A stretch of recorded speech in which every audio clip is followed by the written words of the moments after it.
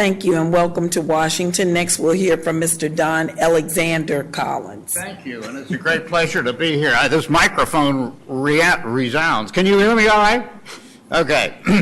Well, I'm a writer. I moved here from California, and looking around the room, I can see that I am a user, a potential user of your service, and I am grateful for that indeed. I know the founder of your service, Barbara Combs Lee, is a very good friend of mine, and a number of my friends have used your service. And I've been at 85, I've seen a lot of people die. And I know what it works out to be. And we got a lot of toxic doctor advice here today, which doesn't, as far as I'm concerned, resonate with my own experience. So I wanted to state that. But let me just get back quickly to the fact that my wife, Joan Friedheim Collins, was diagnosed with lung cancer in 1989. We were living in San Francisco, and we had available outstanding medical services, which we used every possible extent for 3.5 years until she died on July 2nd, 1993. And never during that time did my wife ask for the option to take pills or by any means that would have ended her life. In fact, we went through every kind of diagnostic situation. And finally, when we got back to our apartment in North Beach, the doctor came over and said, well, now, Mrs. Collins, it's time to put you in the hospital. And I said, no, it isn't. We're not going there. And so for the next 3 months, I managed her care at home, thanks to the hospice care that I was able to have. But we didn't have the Oregon law, so we couldn't do what I would have liked to have done, given her the option. But she didn't want the option. She's one of those among us who hope is constantly on her mind. And I was her husband, and I supported her throughout, even though we resorted to every untested method. We took her monthly to Oregon, to Colorado, where a guy that saved Tito's life for 20 years used interferon treatments to keep her alive. So we did everything we could possibly do, including spend $500,000, which I didn't happen to have.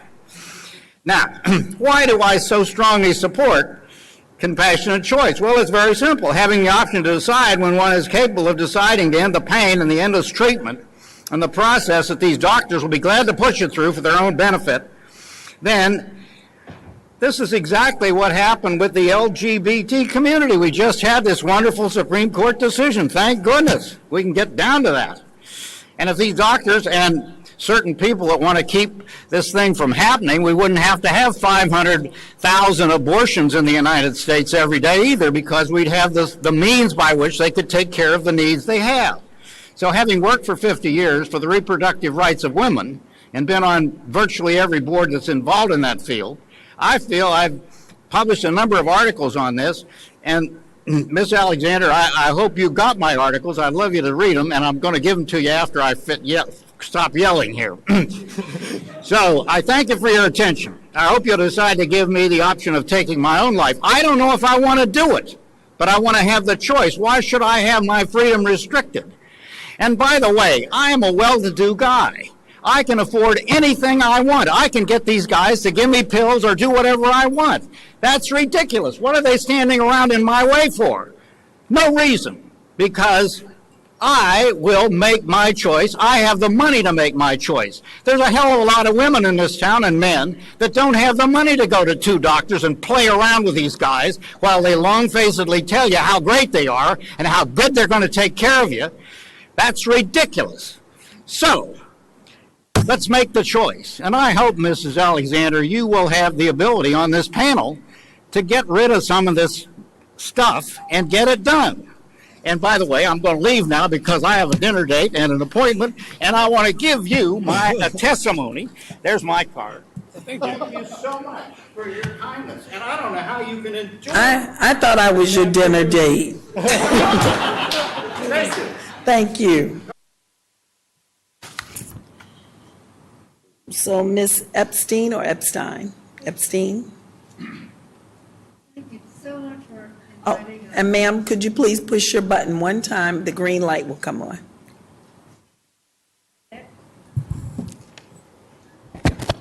Okay. Yes, thank you so much for inviting me.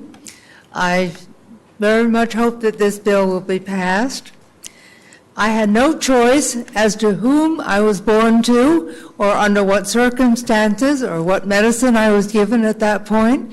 But when it comes to the other end of life, if I find myself in a situation where I am in pain and no longer happy with life, I would like very much to have the option to end my life on my own way of doing it. Having lived long enough at 89 to have lost both my parents, I am sure if compassion and choices had been available, that both in their last weeks would have liked to have had the family gathered about them for a meaningful farewell. My mother, to help herself, starved herself to death. Very painful for all of us, but we understood her reasoning. My father lingered for a long time, helpless and bedridden with leukemia. I know they, and we, their children, would have welcomed the help that compassion and choices could have given the family had those services been legal at that time. If I end up in an incurable disease or in a condition like my parents, I hope the services through Compassion and Choices and my doctors will be legal so as to enable me to do what my parents were unable to do. I would like to gather my children and their spouses so I can say a heartfelt goodbye to all of them. And I hope the Death with Dignity Act will be passed so this will be possible. Thank you. Thank you for your testimony.